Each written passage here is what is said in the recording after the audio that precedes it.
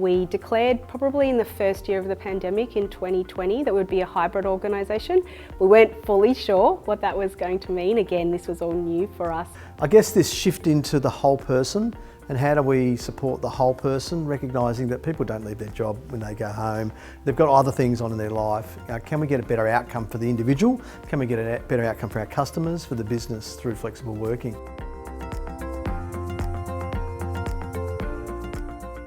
We are willing to try things and be curious, and again it goes back to the foundation of culture that we have, which is a constructive culture, a supportive culture, a very humanistic, encouraging. So yeah, I was curious to see how it might all play out. What we found in the second year of the pandemic was we put a lot more support around it. So we've got a hybrid playbook which sort of really outlines the guardrails for that. We've provided leadership support and tools and templates how to lead through a hybrid organisation. Our moments that matter are organisational moments where it's mandatory we expect our staff to turn up. We've been very clear and transparent, probably got about 15 moments. We intentionally decided it was never fit for us to be a fully remote organisation, but on the flip side we decided what was right for us was not to enshrine set days in the office. So we didn't have the extremes.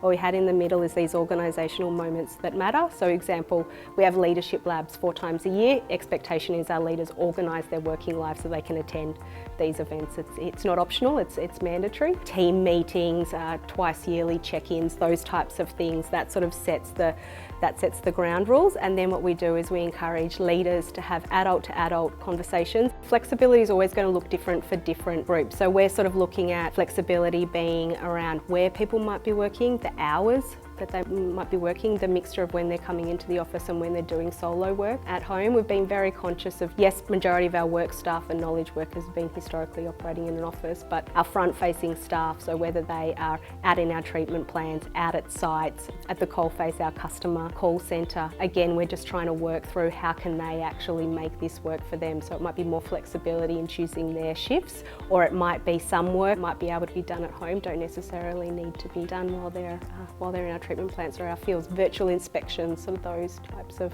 things. But again, grounding that in our leaders and our teams understanding their business and their best place with our guardrails to try and make that work for them. As the CEO, you're always anxious about is it working or not. I mean, the things I focus on are outcomes. Are we delivering for our customers? Are we hitting our productivity targets? Are the projects being delivered? The customer service levels. What's the overall customer satisfaction and levels of trust? And all of those things are really good. Leaders recognising they need to be much more intentional, so you don't get that serendipitous, if I'm in the office, somebody else is in the office, I can walk up to their desk, I can have that conversation. So getting much more comfortable and being very careful and planning deliberately for these moments. What's the reason we need to come together? When is it better in person? What do you need to achieve? And working through that. I think the other thing leaders have to do is recognise that each employee is different, and so how we effectively lead one person might not be the same. It's not one size fits all. One of the things about being with people is that of course you trust them, but you're also verifying what's the actual experience for everyone in the organisation when you're with them. It's a lot harder to manufacture that now and to have those moments. So that's still a work in progress as well. What we have found is by having our hybrid playbook, not only for our own staff but for prospective staff, they've got something they can touch and feel, it's tangible, as opposed to this is our intent and we intend to operate this way. It just gives them a little bit of certainty about how we operate. There's been some really good upsides in the whole ecosystem that Yarra Valley Water works within. The collaboration that we have with our peer water utilities in Melbourne has gone up to another level. Because the office space is not fully utilised, we've taken the opportunity to ask some of our partner organisations in.